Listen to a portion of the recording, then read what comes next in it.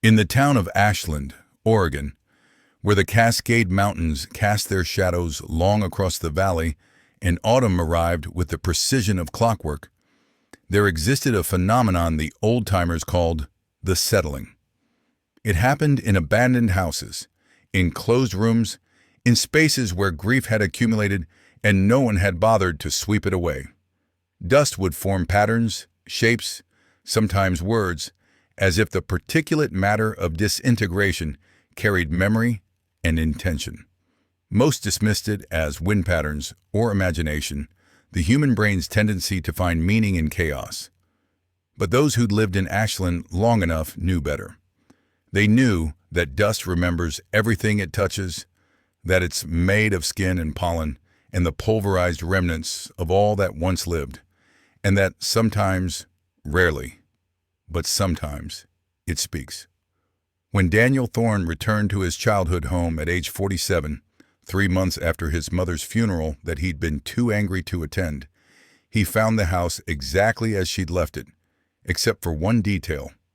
On the dining room table, written in the thick layer of dust that had accumulated in the weeks since her death, were words in his mother's careful script. "I kept my promise. Did you keep yours?" Daniel stood in the doorway with his single suitcase, his failed marriage, and abandoned career, and all his accumulated disappointments pressing on his shoulders like the weight of years, and stared at those impossible words. No one had been in the house. The lawyer had confirmed it. The doors were locked, the windows sealed. Yet there, in dust that should have been formless, was his mother's handwriting, as distinctive as a signature, as unmistakable as her voice, asking a question he couldn't answer because he couldn't remember what promise he was supposed to have kept. The house smelled of closed spaces and old paper, of the particular staleness that accumulates when no one has opened a window or moved air in months. Daniel set down his suitcase and approached the table slowly, as if the words might startle and scatter like birds. Up close, they were even more precise. Each letter formed by the deliberate arrangement of dust particles, not disturbed by breath or movement, holding their shape with impossible stability. He reached out to touch the words, and his finger came away gray, but the letters remained intact, as if they'd been etched into the wood beneath rather than written in material that should have dispersed at the slightest disturbance. Daniel pulled out his phone to take a picture, but when he looked at the screen, the image showed only an empty table covered in undisturbed dust. No words, no message, nothing but the ordinary accumulation of neglect. He looked back at the table. The words were still there, still legible, still asking their unanswerable question. He photographed them again with the same result. The camera saw only dust, which meant either he was hallucinating or whatever had written those words existed in a spectrum his phone couldn't capture, or the message was meant only for him, tailored to his particular wavelength of perception and guilt. He'd come back to Ashland to sell the house and settle the estate, practical matters that could be handled in a week before returning to Seattle and the sparse apartment where he'd been living since Julia left, since the university declined to renew his contract, since everything that had defined him unraveled like a sweater with one pulled thread. He hadn't wanted to come back, hadn't been back in 15 years, since the argument with his mother that had ended with words they'd both meant and neither could take back, since he'd driven away and built a life defined by distance from this place and this woman and the stifling expectations of small-town existence. But she'd died, quietly in her sleep, in this house where she'd lived alone for the 20 years since Daniel's father passed. And the lawyer's letter said there were things that needed his attention, documents to sign, possessions to sort, a house to empty before winter when the mountains would become impassable and the work would have to wait until spring. So Daniel had come, telling himself it was just business, that the past was past, that 3 months was enough time for death to have stripped away the complicated emotions that had defined their relationship. But the dust had other ideas. That first night, Daniel slept in his childhood bedroom, unchanged since he'd left for college 30 years ago. His mother had preserved it like a shrine, the same posters on the walls, the same books on the shelves, the same plaid bedspread he'd slept under as a teenager. It should have felt nostalgic or comforting, but instead it felt like being trapped in amber, like his mother had frozen him at 17 and refused to acknowledge that he'd grown, changed, become someone she didn't recognize and couldn't accept. He dreamed of dust. In the dream, he stood in the house, but it wasn't quite the house.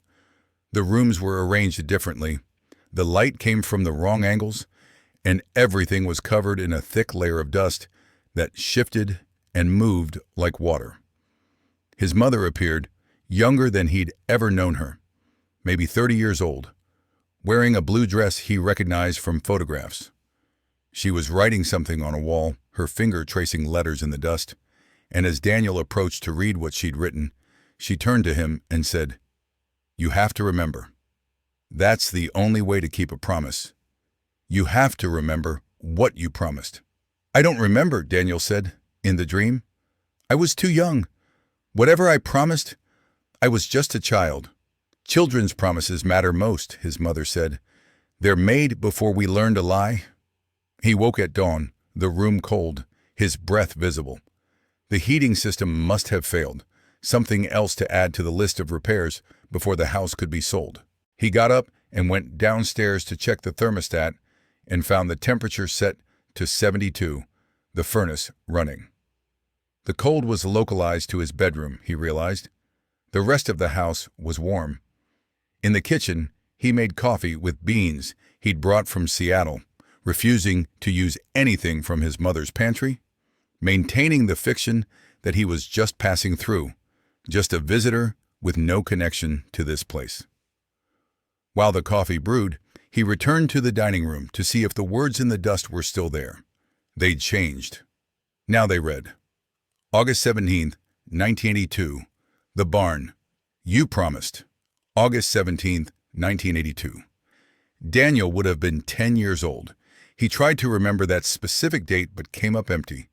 It was just another summer day, lost in the general blur of childhood summers that all melted together into a composite memory of heat and boredom and the particular freedom of being 10 years old in a small town where children still roamed unsupervised. The barn, his family had never owned a barn. His grandparents had, he remembered suddenly. They'd had a small farm on the edge of Ashland, and Daniel had spent summer days there before they died. His grandfather had died in 1983, his grandmother shortly after. The farm had been sold, the barn eventually torn down to make room for a housing development. But what had happened in the barn? What promise had 10-year-old Daniel made that adult Daniel was now being held accountable for? He spent the morning going through his mother's papers, looking for clues. He found decades of tax returns, medical records, bills paid and filed with obsessive organization. He found letters he'd sent from college, not many. He'd been a poor correspondent even then, and was struck by how formal they were, how little they revealed, how even at 18, he'd been constructing distance between himself and his mother. He found his father's death certificate from 2004, heart attack at 59, too young. And he found photographs, hundreds of them, documenting Daniel's childhood with the thoroughness of someone who knew, even as it was happening, that these moments were precious and fleeting. In one photograph, Daniel at 10 years old, standing in front of a barn, his grandparents' barn, he recognized it now. He was holding something, squinting in the bright summer sun.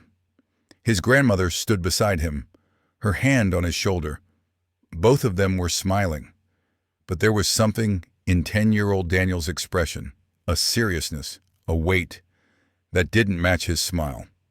On the back of the photograph, his mother had written, Daniel and Grandma Ruth, August 1982, the day of the promise. The day of the promise. So it had been important enough that his mother had noted it, had preserved this particular photograph, had remembered across decades that something significant had happened. But what? Daniel drove to the cemetery that afternoon, to the plot where his mother had been buried beside his father, where his grandparents rested nearby. The October wind was cold, carrying the smell of distant wood smoke and approaching rain. His mother's headstone was new, the engraving still sharp. Margaret Rose Thorne, 1949 to 2024. Beloved mother. No mention of being a beloved wife. His father's stone said, beloved husband and father, but his mother's marker contained only her relationship to Daniel, as if that single role had defined her entire existence. He stood there trying to feel something, grief, loss, regret, anything. But there was only numbness, the same emotional static that had characterized the last 3 months, the last 3 years, maybe the last decade of his life. When had he become this person, hollow and disconnected, going through motions without meaning? He'd been a passionate teacher once, had loved literature and the way it opened worlds for his students. He'd been a husband who loved his wife, or thought he did, or at least performed love convincingly enough to sustain a marriage for 12 years. He'd been someone who felt things deeply. Or had he just been pretending, even then, playing the role he thought he should play while his actual self remained hidden, protected, isolated? I'm sorry I didn't come to your funeral, he said aloud to his mother's grave. I was angry. I'm still angry. You expected too much and forgave too little, and I spent my whole life trying to be someone you'd approve of and never quite succeeding. But I'm here now, and I found your message. So tell me, what promise am I supposed to have kept? The wind picked up, scattering leaves across the cemetery, and in that moment, standing in the cold, watching the leaves dance, Daniel remembered. August 17, 1982. He'd been at his grandparents' farm, spending the day as he often did that summer. His grandmother Ruth had been sick, cancer, though 10-year-old Daniel didn't fully understand what that meant. Only that she was tired all the time, and the house smelled of medicine, and everyone spoke in hushed voices. That particular afternoon, she'd asked him to walk with her to the barn, had taken his hand with her thin, papery fingers, and led him across the yard to the building that smelled of hay and old wood and time. In the barn, she'd sat on a hay bale and pulled Daniel close.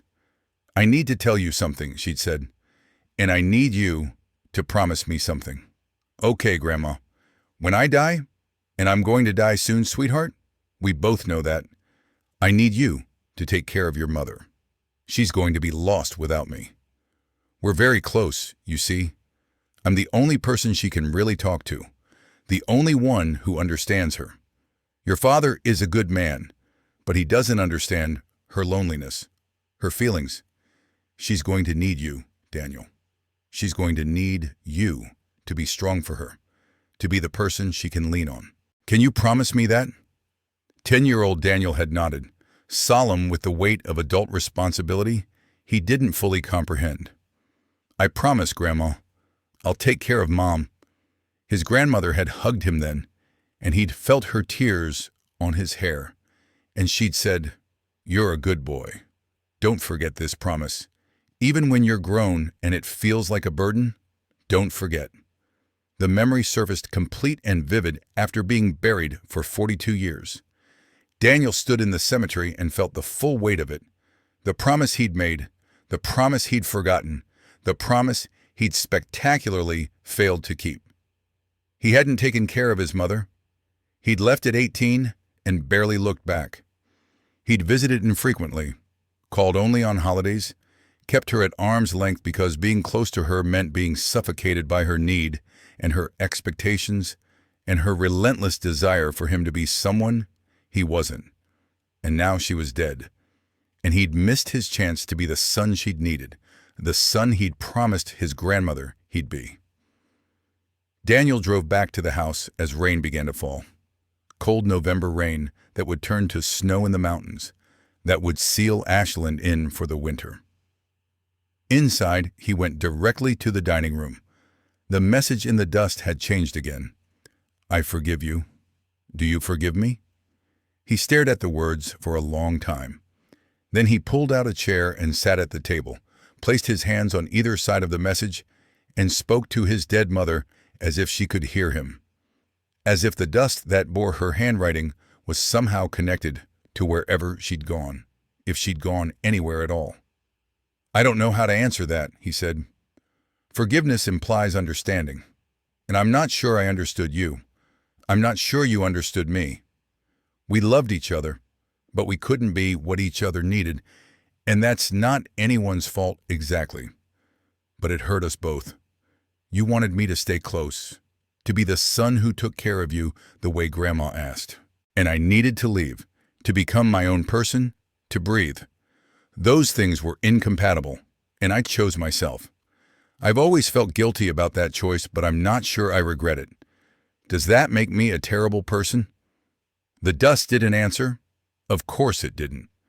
But Daniel felt something shift in the room, a release of tension he hadn't noticed until it was gone. The air felt lighter. The house seemed to exhale. That night, Daniel didn't sleep in his preserved childhood bedroom. He slept in his mother's room, in the bed where she died, surrounded by her things. It should have been morbid or disturbing, but instead it felt like an act of intimacy he'd denied her in life. This willingness to occupy her space, to see the world from her perspective, to understand how it felt to live alone, in this house for 20 years after his father died, waiting for phone calls from a son who'd rather send emails, hoping for visits from a son who had better things to do. He dreamed of his grandmother's barn again. In the dream, it was August 1982, and he was 10 years old, and his grandmother was dying. But this time his mother was there too, young Margaret, standing in the doorway watching, as her mother asked her son to make a promise he'd forget. And Dream Daniel understood what Child Daniel hadn't. His mother had heard that promise. She'd been listening. She'd spent the rest of her life waiting for him to fulfill it, watching him fail to fulfill it, and never once mentioning it, because to mention it would be to admit she'd needed him and he'd let her down. When Daniel woke, his face was wet with tears. The first tears he'd shed since his mother died. The first real emotion he'd let himself feel. He lay in her bed, watching dawnlight creep across the ceiling, and finally understood the full scope of his failure. And stranger still, began to understand that perhaps it hadn't been failure at all. Perhaps there was no way to keep a promise made by a 10-year-old that required him to sacrifice his entire adult life. Perhaps his mother had understood that too, and perhaps her question, "Did you keep yours?" wasn't accusation but genuine inquiry, the wondering of a woman who'd spent her life defined by her relationship to her son and wanted to know, before she left, whether that relationship had mattered enough to leave a mark. Over the following days, Daniel stopped treating the house like a project to be completed and started treating it like a conversation to be had. He read his mother's journals. She'd kept them for decades, documenting her daily life with the same obsessive detail she'd brought to filing tax returns. He learned things he'd never known, that she'd wanted to be a teacher but her own mother discouraged it, thinking it wasn't practical, that she'd been lonely in her marriage, loved his father, but couldn't connect with him emotionally, that she'd poured all her needs for a connection into her relationship with Daniel, which explains so much about why she'd held on so tightly. He learned that after he left for college, she'd struggled with depression, had seen a therapist for years, had worked hard to accept that her son needed distance and that his distance wasn't rejection. And he learned, this broke him, that in her final years, she'd made peace with their relationship, had written pages of reflection about how parents and children often can't give each other what they need, how love doesn't always look like closeness, how she'd eventually understood that Daniel's absence was its own kind of communication, and she'd learned to listen to what he wasn't saying. And throughout the journals, at irregular intervals, she wrote about the dust, how it accumulated in corners, how it formed patterns, how sometimes she swore it spelled out words. She'd written, "I wonder if when we die, we don't disappear, but just transform into smaller and smaller pieces, until we're dust that settles on everything, carrying memory in our particles.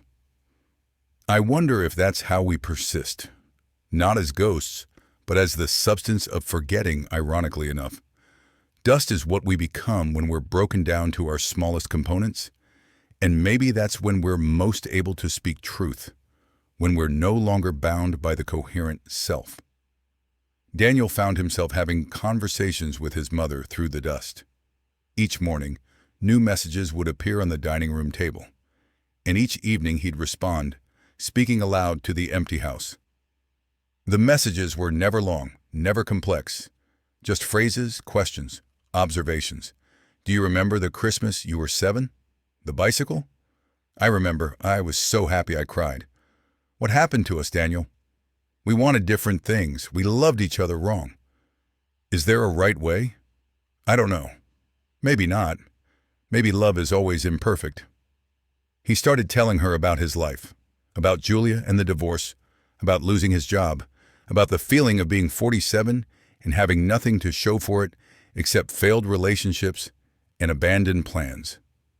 He told her things he'd never told her while she was alive, the kind of vulnerable, honest revelations that require either complete trust or the safety of speaking to someone who can't respond with judgment or advice.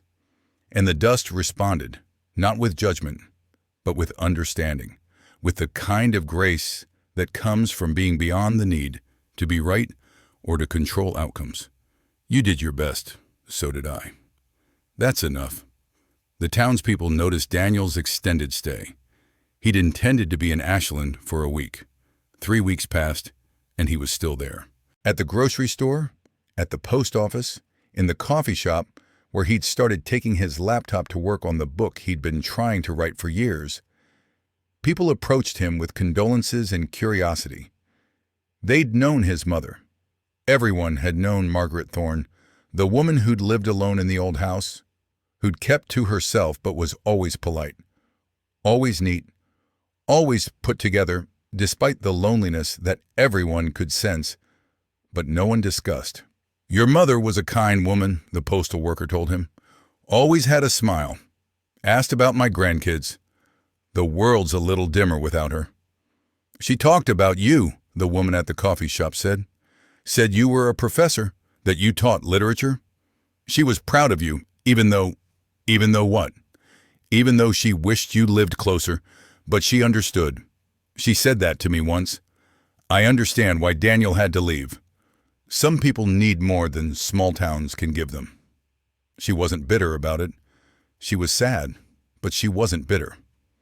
These conversations accumulated like the dust, small particles of his mother's life that Daniel had never witnessed, proof that she'd existed beyond their relationship, that she'd been a whole person with her own interior life that he'd barely glimpsed. It was humbling and painful, and somehow healing. This discovery that his mother hadn't been defined solely by being his mother, that she'd had thoughts and friendships and a perspective on their relationship that was more generous than he'd given her credit for. In his 4th week in Ashland, Daniel drove to the site where his grandparents' farm had been. It was a subdivision now, neat houses with neat lawns, completely unlike the wild, rambling property he remembered. But he found the spot where the barn had stood, oriented himself using the mountains in the background and the curve of the road, and there it was.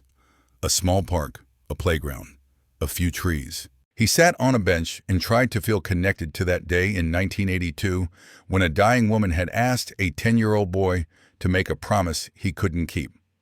"I'm sorry, Grandma," he said aloud, not caring if anyone heard. "I didn't do what you asked. I didn't take care of Mom the way you wanted. But I hope she understood why. And I think maybe she didn't need me to take care of her the way a child takes care of a parent. Maybe what she needed was just to know I was out there, living my life, and that she'd contributed to that life in ways I couldn't see while I was too busy running away." The wind picked up, and for just a moment Daniel smelled hay and old wood, the scent of his grandparents' barn. Then it was gone. And there was just November wind and the sound of children playing in the park. That night, the final message appeared in the dust. The promise was impossible. I release you. Now release yourself. Daniel stared at the words, and something inside him, some knot of guilt and obligation and self-recrimination that had been pulled tight for 42 years, finally loosened. His mother was right. The promise had been impossible. A 10-year-old couldn't promise to take care of an adult, couldn't sacrifice his own life to fulfill his grandmother's wish, couldn't be responsible for another person's happiness or loneliness or fulfillment. He'd done the only thing he could. He'd lived his own life, imperfectly, and he'd loved his mother from a distance, which was the only way he'd been able to love her without losing himself. And his mother had understood. Maybe not right away, maybe not without pain, but eventually she'd understood, and she'd forgiven him. And now, from whatever place she spoke from, whether it was actual afterlife, or just the echo of her presence in a house that remembered her, or just Daniel's own mind finally allowing him to imagine forgiveness, she was telling him he could forgive himself. Daniel spent the next week preparing the house for sale. He sorted through possessions, decided what to keep and what to donate, hired cleaners and painters. He found a good realtor, listed the property, scheduled showings. He worked methodically, no longer treating it as something to be rushed through, but as a final act of care for his mother and for himself. Before he left, he cleaned the dining room table, carefully, reverently, wiping away the dust that had held his mother's messages. As he cleaned, he spoke to her one final time. Thank you for the messages. Thank you for forgiving me. Thank you for understanding what I couldn't say while you were alive. I loved you, Mom. I love you still. I'm sorry I wasn't the son you needed, but I'm trying to be the person I need to be, and maybe that's enough. Maybe that's all any of us can do. The dust came away easily, revealing the wood beneath, old, scarred, but still solid. And as Daniel wiped away the last of it, he felt something he hadn't felt in years. Peace. Not happiness exactly, not resolution, but acceptance of the complicated truth that love doesn't always look like closeness, that some promises can't be kept, that forgiveness doesn't erase the past, but allows you to carry it more lightly.